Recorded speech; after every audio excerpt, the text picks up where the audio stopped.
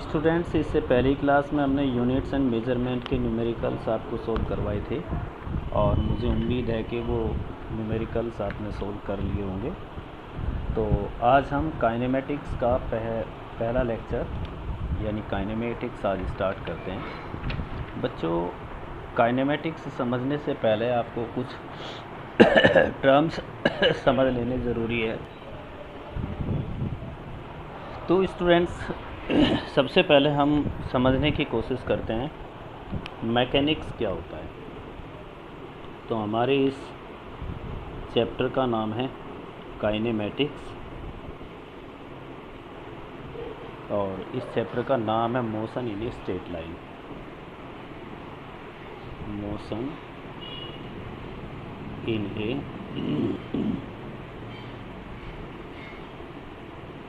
Straight line. तो students, सबसे पहले आप समझेंगे what is mechanics.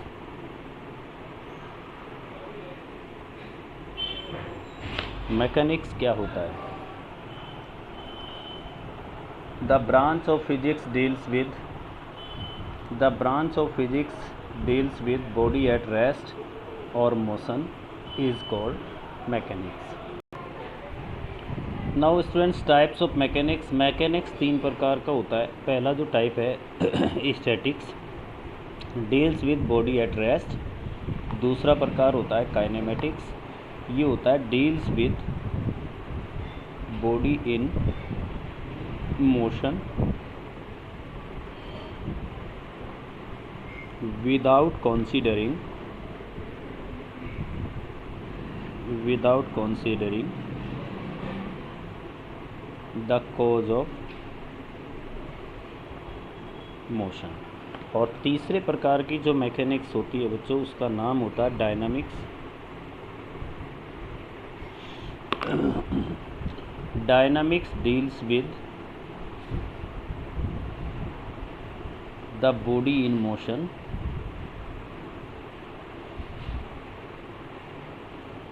with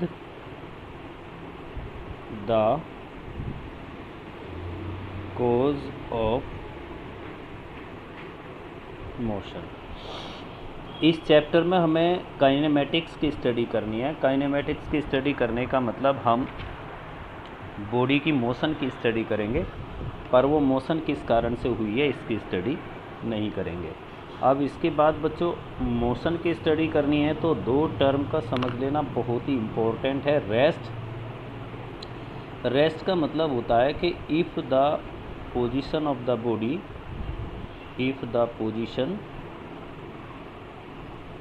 the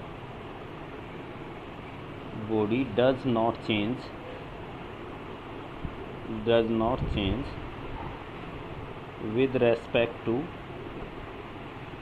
with respect to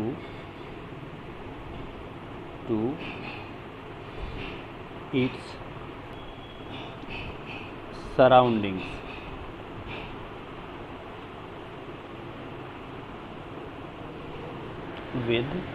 अब जैसे जैसे टाइम पास होगा, विद पासेज ऑफ टाइम। बच्चों, इस डेफिनेशन को एक बार आप ध्यान से समझ लो। अगर बॉडी की पोजीशन अपने चारों तरफ के सराउंडिंग के रेस्पेक्ट में टाइम के बीतने के साथ साथ चेंज नहीं होती है, मतलब जो बॉडी अब जिस पोजीशन में है कुछ टाइम बाद भी उसी पोजीशन में रहती है, तो बॉडी को हम रेस्ट में कहते हैं। और अगर आपने रेस्ट की डेफिनेशन को समझ लिया है तो फिर मोशन की डेफिनेशन आपको अच्छी तरह समझ आ जाएगी। If the position of the body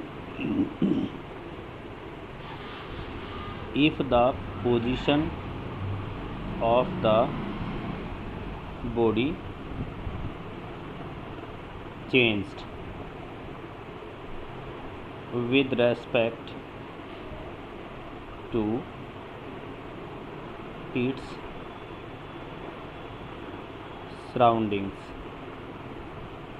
with passage of time।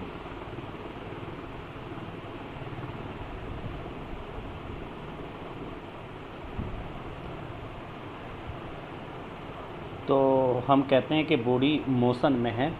अगर आपने रेस्ट और मोशन को अच्छी तरीके से समझ लिया है तो अब हमारे पास एक छोटा सा आर्टिकल होता है, rest and motion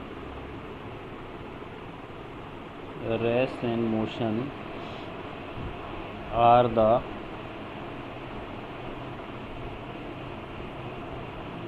relative term.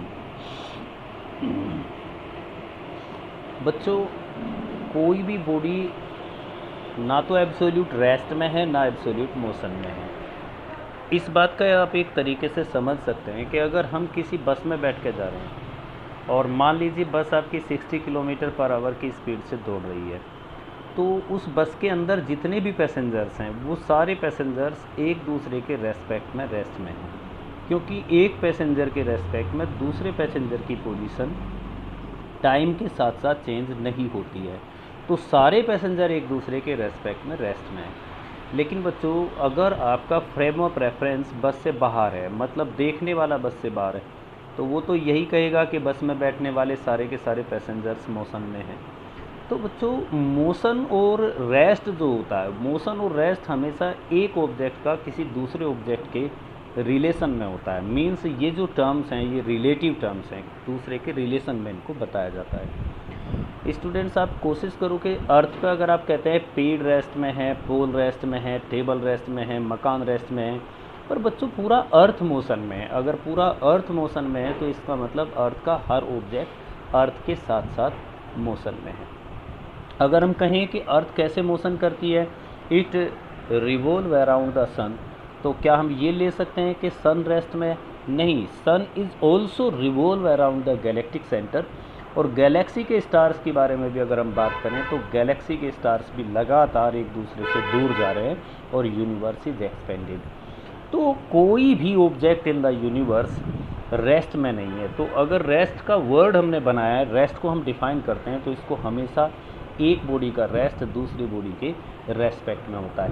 That's why we say rest and motions are the relative terms.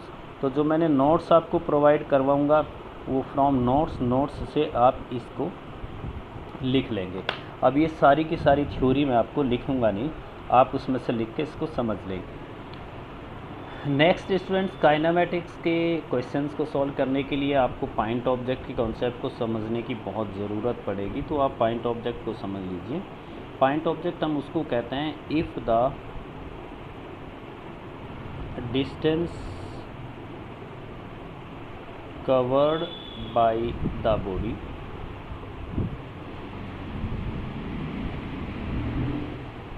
Is very large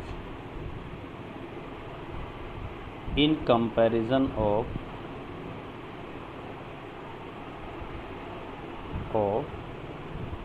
the size of the body। अगर बॉडी के साइज़ के कंपैरिजन में उसके द्वारा कवर की जाने वाली डिस्टेंस बहुत ज़्यादा है तो आप उसको पॉइंट ऑब्जेक्ट कह सकते हैं। स्टूडेंट्स, अगर हम ये माने कि अर्थ रिवॉल्व अराउंड द सन, तो उसका जो पेरीमीटर होगा या उसका अर्थ का जो पाथ होगा वो इतना लंबा होगा कि अर्थ का जो साइज़ है डायमीटर उसके कंपैरिजन में वो बहुत बड़ा होगा। तो इसलिए हम अर्थ को जब वो सन के चारों तरफ रिवॉल्व करती है उसको एक पॉइंट ऑब्जेक्ट मान सकते हैं। अगर एक ट्रेन जा रही है और वो बहुत लंबी जर्नी कवर करती है तो ट्रेन की लेंथ को हम कंसीडर नहीं करेंगे और ट्रेन को हम एक पॉइंट ऑब्जेक्ट मान सकते हैं। अब हम नेक्स्ट आर्टिकल डिस्कस करेंगे बच्चों, types of motion. Types of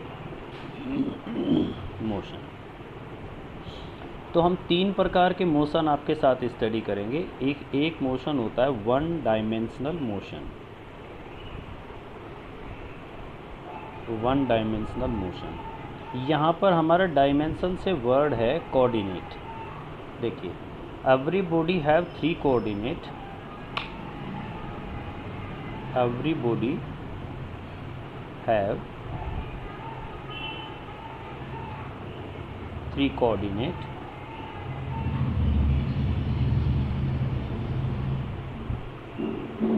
along x axis, y axis and z axis respectively। किसी भी बॉडी की पोजीशन को जब हम रिप्रेजेंट करते हैं तो पोजीशन को रिप्रेजेंट करने के लिए हमेशा हमें 3 कोऑर्डिनेट्स की ज़रूरत पड़ती है। उनमें से एक एक्स एक्सिस की डायरेक्शन में होता है, एक वाई एक्सिस की और एक जेड एक्सिस की। इसलिए जो कोई भी बॉडी होती है वो एक पॉइंट के द्वारा अगर हम प्रदर्शित या रिप्रेजेंट कर रहे हैं तो उसके कोऑर्डिनेट होते हैं X comma Y comma Z. इस तरीके से हम बॉडी की पोजीशन को रिप्रेजेंट करते हैं। तो वन डायमेंशनल मोशन क्या होता है? One dimensional motion, the one dimensional motion, one dimensional motion और motion in a straight line, या तो आप वन डायमेंशनल मोशन कहिए या motion in a straight line कहिए, दोनों का एक ही मीनिंग है। इसको हम क्या कहते हैं? इन वन डायमेंशनल मोशन और motion in a straight line only one coordinate, only one coordinate either x or y or z changed out of 3 coordinates में से केवल एक कोऑर्डिनेट चेंज होता है with passage of time, with passage of time. तो जैसे जैसे time बीतता है ऐसे उसका एक कोऑर्डिनेट चेंज होता है। अब वो एक कोऑर्डिनेट कौन सा हो सकता है? वो एक्स एक्सिस भी हो सकता है, वाई एक्सिस भी हो सकता है और जेड एक्सिस भी हो सकता है। जैसे अगर आपको वन डायमेंशनल मोशन की बात करनी है तो इसमें हम कह सकते हैं motion of a train as motion of a train, bus, car, bicycle etc along the straight line. ये जितने भी मोशन होते हैं जो मैंने एग्जाम्पल लिखे हैं, कुछ लिखे हैं और कुछ ऐसे भी हो सकते हैं जो मैं नहीं लिख पाया हूँ, वो सब के सब वन डायमेंशनल मोशन के एग्जाम्पल है। और वन डायमेंशनल मोशन का सिंपल सा मीनिंग ये होता है कि जैसे हमारे पास 3 एक्सिस है, X axis, Y axis, Z axis, एक बॉडी इस डायरेक्शन में ऐसे जा रही है। जब वो यहाँ होती है पॉइंट ए पर तो उसका कोऑर्डिनेट एक्स जो होता है वो x1 होता है। जब वो पॉइंट बी पर चली जाती है तो x कोऑर्डिनेट उसका चेंज होकर के x2 हो जाता है। तो here the x coordinate of the body changed. This type of motion is called one dimensional motion. अब इसके बाद स्टूडेंट नंबर 2 है two dimensional motion. Two dimensional motion.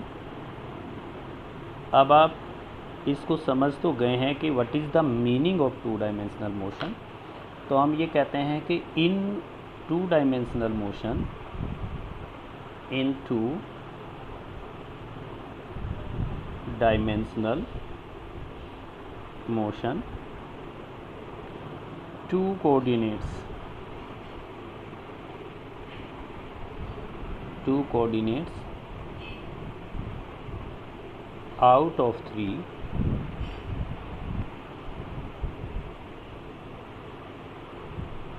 changed with passage of time, with passage of time। इस motion का नाम it is also called motion in a plane। इसको हम motion in A plane भी कहते हैं और पहले वाली मोशन को हम motion in a straight line भी कहते हैं। माइंड को बिल्कुल छोड़ दो। अब बच्चों देखो टू डायमेंशनल मोशन आपको समझाता हूँ।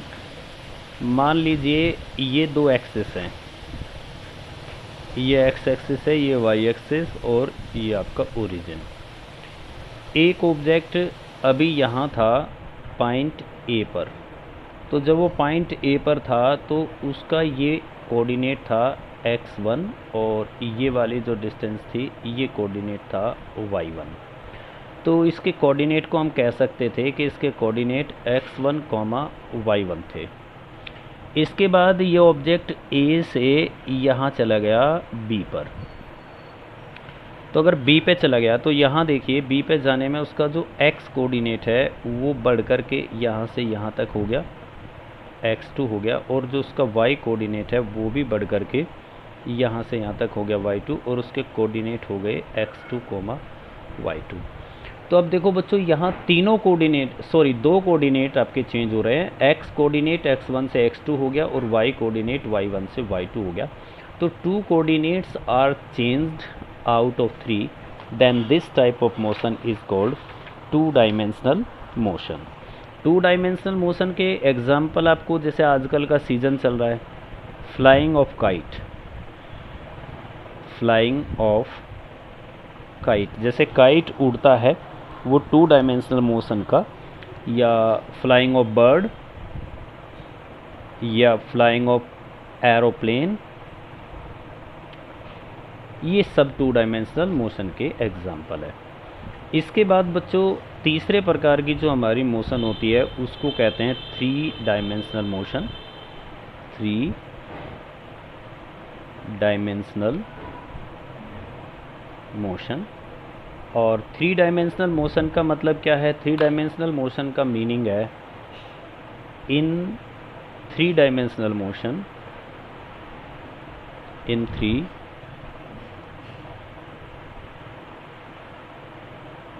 dimensional motion, the all three coordinates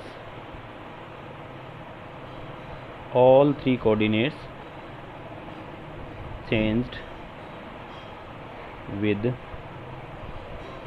time। इसमें तीनों के तीनों कोऑर्डिनेट आपके चेंज होते हैं, और तीनों के तीनों कोऑर्डिनेट जब चेंज होते हैं तो उसको हम किस तरीके से रिप्रेजेंट कर सकते हैं? लुक एट हियर बच्चों, इसमें हम तीन एक्सिस बनाएंगे। ये देखिए, ये हमारे तीन एक्सिस है, और एक्सिस के बारे में आप सब जानते हैं, तीनों एक्सिस एक दूसरे पे परपेंडिकुलर होते हैं, एक्स, वाई और जेड। ये तीन एक्सिस एक दूसरे पे परपेंडिकुलर हैं। अभी एक बॉडी की जो पोजीशन थी वो ये ए थी, और इस ए पोजीशन में उसके कोऑर्डिनेट थे x1, y1 और z1, ये कोऑर्डिनेट्स थे। तो बच्चों इसका क्या मतलब था? इसका मतलब था कि उसकी x एक्सिस पर डिस्टेंस अगर हम देखते तो वो x1 थी, y एक्सिस पर डिस्टेंस अगर हम देखते तो वो y1 थी, और z एक्सिस पर अगर हम डिस्टेंस देखते तो वो z1 थी। अब देखो बच्चों, यहाँ ये वाला जो प्लेन आप देख रहे हैं, ये प्लेन,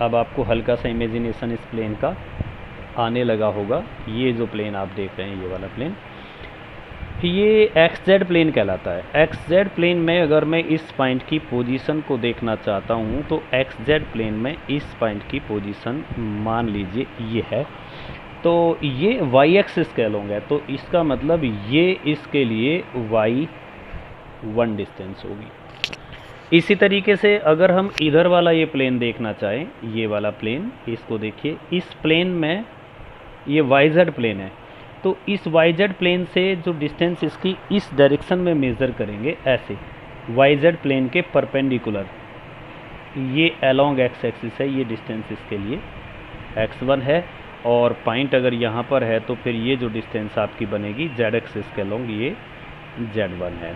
आप डिस्टेंसेस को रिप्रेजेंट करना एक बार ज़रा ध्यान से समझ लीजिए, अदरवाइज़ आप इसको नहीं समझ पाएंगे। इसके बाद अगर ये यहाँ A से चला जाता है B पॉइंट पर, और B पॉइंट पर जाने के बाद इसके कोऑर्डिनेट हो जाते हैं x2, y2, z2।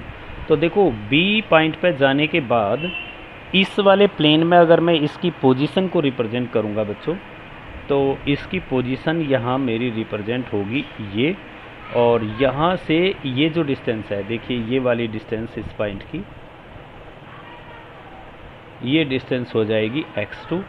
इसका मतलब x1 कोऑर्डिनेट चेंज होकर के x2 हो गया है, ये डिस्टेंस y1 थी। अब जो y2 डिस्टेंस होगी वो ये वाली डिस्टेंस होगी, y2 कोऑर्डिनेट y1 से चेंज होकर के y2 हो गया है, और ये वाली जो डिस्टेंस होगी ये z2 होगी, यहाँ से यहाँ तक ये z2 हो गया।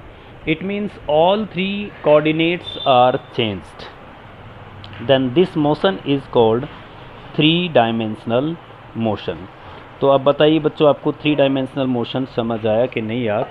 3 डायमेंशनल मोशन के example as flying of, sorry बेटा मैंने जो पहले एग्जाम्पल लिखवाए थे वो मुझे करेक्ट करने पड़ेंगे।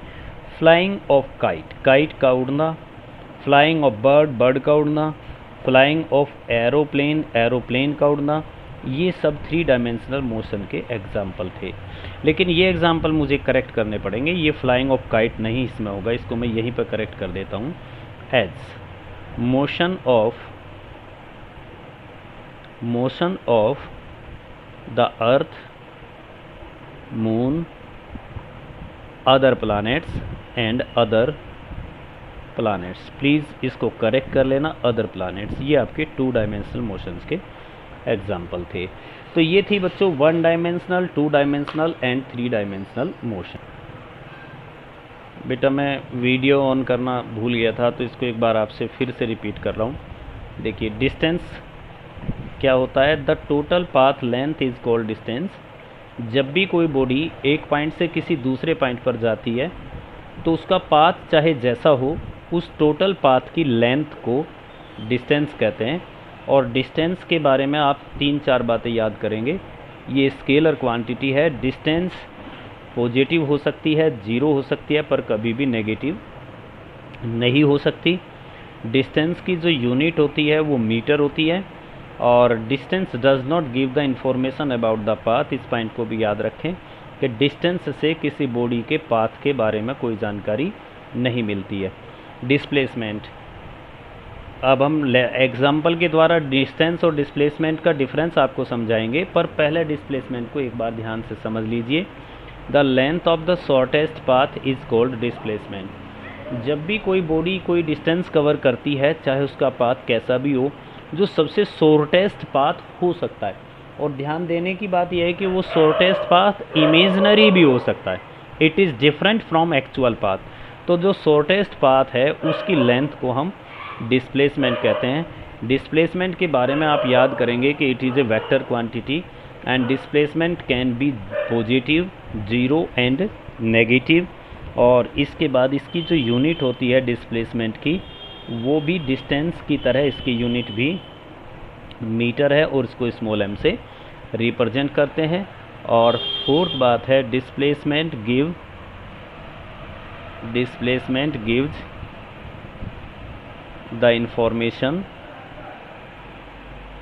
द इंफॉर्मेशन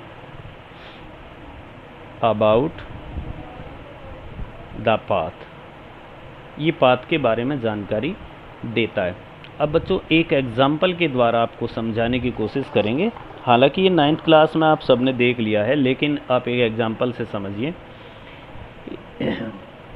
एक बॉडी ए से पहले वो बी पे जाती है, बी से फिर वो सी पे जाती है। फर्स्ट वो ए से बी पे जाती है, बी से फिर वो सी पे जाती है, और सी से फिर वो यहाँ पर डी पर चली जाती है। फाइनली वो डी पर यहाँ से स्टार्ट होता है और डी पर स्टॉप हो जाती है, डी पे जाकर रुक जाती है। तो इस केस में अगर बच्चों आपसे कोई डिस्टेंस मेज़र करने के लिए कहता है, तो डिस्टेंस आप किस तरीके से मेज़र करेंगे? डिस्टेंस ए से बी तक का पाथ, जिसको ए बी कह सकते हैं, प्लस बी से सी तक का पाथ, जिसको बी सी कह सकते हैं, और सी से डी तक का पाथ, जिसको हम सी डी कह सकते हैं। ये डिस्टेंस है टोटल। लेकिन इसमें अगर आप डिस्प्लेसमेंट कैलकुलेट करेंगे तो डिस्प्लेसमेंट होगा बेटा, डिस्प्लेसमेंट ए से सीधा ही डायरेक्ट इस तरीके से चलिए और सीधा ऐसे मेज़र कर लीजिए डी तक, तो जो ए डी है वो आपका डिस्प्लेसमेंट है। ये शॉर्टेस्ट पाथ है। एक और एग्जांपल इसमें बच्चों एक बॉडी सर्कुलर पाथ पे चलती है और वो ए से स्टार्ट करती है। ये बी है, ये सी, ये डी, और इसको आप ओ कह सकते हैं। ये ओ है, इसकी रेडियस आर है। आपको करना है find distance and displacement, distance and displacement दोनों फाइंड करिए। नंबर 1 इन 1/4 साइकिल, और नंबर 2 आपको करना है इन हाफ साइकिल। 1/4 साइकिल में और हाफ साइकिल में आप इसकी डिस्टेंस और डिस्प्लेसमेंट दोनों कैलकुलेट करके बताइए। इसके बाद बच्चों नेक्स्ट है